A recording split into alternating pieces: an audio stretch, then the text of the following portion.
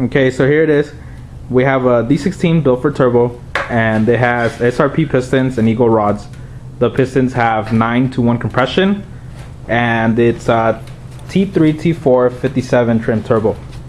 And it pretty much has ARPs, busy moto cam, and some nice injectors. And we're planning on running 18 pounds of boost on this thing.